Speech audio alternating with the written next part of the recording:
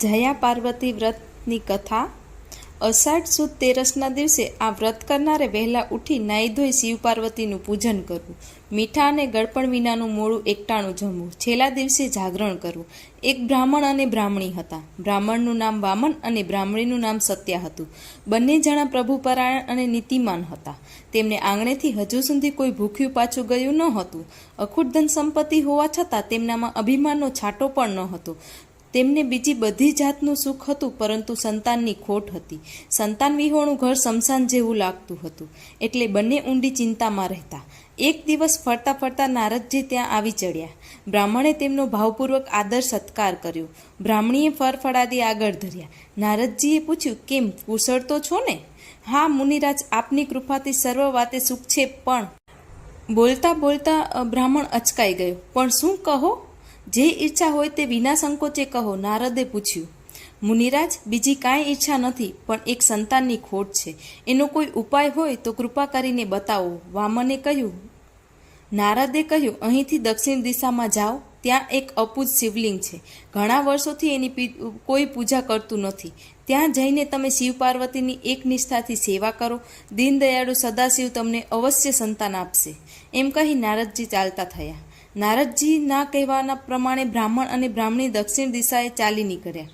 ઘોર વનવગડામાં ભૂખ્યા અને તરસ્યા બ્રાહ્મણ અને બ્રાહ્મણી ચાલ્યા જાય છે, પણ ક્યાંય મહાદેવજીનું મંદિર દેખાતું નથી। બ્રાહ્મણ અને બ્રાહ્મણી થાકીને લોથપોથ થઈ ગયા અને એક ઝાડ નીચે બેઠા। ત્યાં તો સત્યાની દ્રષ્ટિ એક મોટો ટેકરા દેખાયો। તે બોલી, નાથ, જુઓ પેલો ઊંચો ટેકરો, એ જ મંદિર હોવું જોઈએ। એમ કહી બંને જણા આગળ વધ્યા। જેમ જેમ આગળ ગયા તેમ તેમ તેમને ટેકરા ઉપર મંદિર દેખાવા લાગ્યું। મંદિર જોતાં જ બંનેનો થાક ઉતરી ગયો। તેઓ ટેકરા ચડી ઝડપથી ચાલવા માંડ્યા। ત્યાં એક ભવ્ય શિવ મંદિર હતું। બંનેના હૃદયમાં હરખ માતો નથી। તેમણે તો મંદિરમાં પડેલા પાંદડા, ઘાસ, ઝાંખરા, ધૂળ, વાડી ઝૂડી સ્પર્શ કર્યું। સત્યા પાસેથી નદીમાં પાણી ભરી લાવી અને શિવ પાર્વતીને સ્નાન કરાવ્યું। વામને પ્રદક્ષિણા કરી બીલીપત્રો ચડાવ્યા। તે પછી બ્રાહ્મણ અને બ્રાહ્મણી નિયમિત મહાદેવ પાર્વતીની સેવા કરવા લાગ્યા। બીલીના ઝાડ પાસે જ રહેતા હતા, એટલે બ્રાહ્મણી હંમેશા બીલીપત્રો તોડી લાવતી, પણ ફૂલ માટે બ્રાહ્મણને દૂર જવું જ પડતું। આ પ્રમાણે 5 વર્ષ વીતી ગયા, છતાં ભગવાન પ્રસન્ન ન થયા।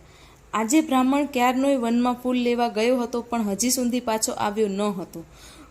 પતિને ઘણું જ મોડું થયું હોવાથી સત્યાનો જીવ આકુળ વ્યાકુળ થયો હતો। તેનામાં અનેક પ્રકારની શંકાઓ થતી હતી। સત્યા વાટ જોઈ જોઈ થાકી, છેવટે તે પોતાના પતિની શોધમાં નીકળી। વન બિહામણું હતું। ઠેર ઠેર વાઘ, સિંહ અને રીંછોના ભયંકર ધૂધવાટા સંભળાતા હતા। બ્રાહ્મણી ગભરાતી ગભરાતી શિવ પાર્વતીનું રટણ કરતી ચાલતી હતી। અચાનક એની દ્રષ્ટિ એક ઝાડ નીચે ગઈ। તે જુએ છે તો ત્યાં પોતાનો પતિ બેભાન દશામાં પડેલો, પગના અંગૂઠેથી લોહી નીકળે એટલામાં તેણે એક કાળા નાગ ફૂફાડા મારતો જતો જોયો। બ્રાહ્મણી તો અચાનક ચીસ નાખી ધરતી પર ઢળી પડી। થોડી વારે એને મૂર્છા વળી।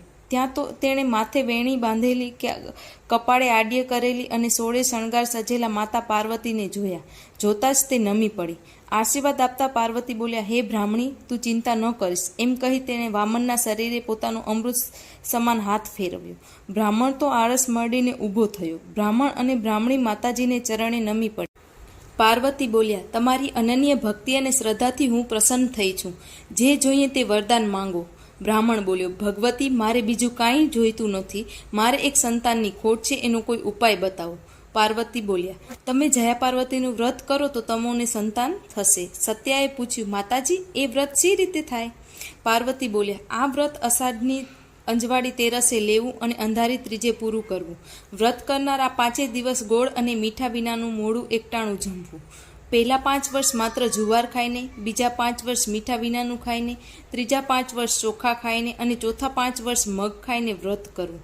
છેલ્લા દિવસે જાગરણ કરવું। જ્યારે 20 વર્ષ પૂરા થાય ત્યારે વ્રતનું ઉજવણું કરવું। ઉજવણું કરતી વેળા સૌભાગ્યવતી સ્ત્રીને પતિ સહિત પોતાને ત્યાં નોતરી ભાવપૂર્વક જમાડવા। કુમકુમ, કાજળ ઇત્યાદિ સૌભાગ્ય દ્રવ્યો દાનમાં આપવા। આ પ્રમાણે વ્રત કરનારને સૌભાગ્ય પ્રાપ્ત થાય છે। પતિનો વિયોગ તેને કદાપી ભોગવવો પડતો નથી। સંતાનની પ્રાપ્તિ થાય છે અને અખંડ સુખ મળે છે। આમ કહી પાર્વતી અંતર્ધાન થયા। બ્રાહ્મણ અને બ્રાહ્મણી રાજી થતાં ઘરે ગયા. બીજે વર્ષે બ્રાહ્મણીએ જયા પાર્વતીનું વ્રત આરંભ્યું. થોડા સમયમાં તેને દેવ જેવો દીકરો અવતર્યો. એમને જયા પાર્વતીનું વ્રત ફળ્યું એવું સૌને ફળજો.